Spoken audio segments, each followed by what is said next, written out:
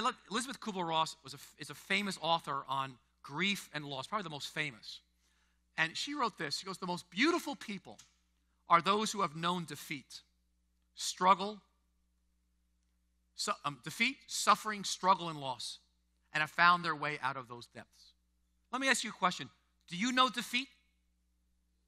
Do you know suffering and struggle and loss? Because so often out of that place, God is shaping you out of your weakness and your brokenness. As out of that, you are going to offer a gift to the world. This is the opposite of social media, of hiding it.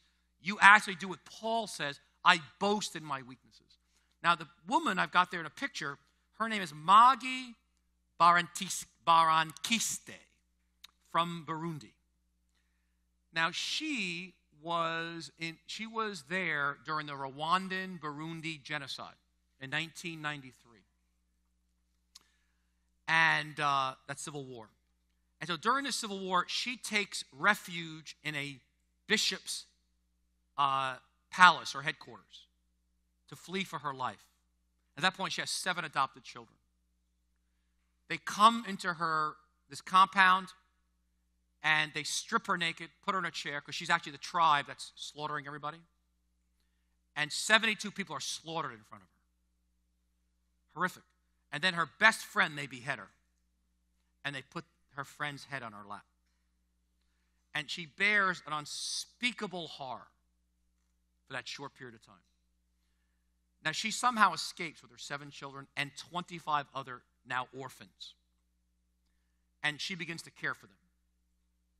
And she creates an organization over the years called House of Peace.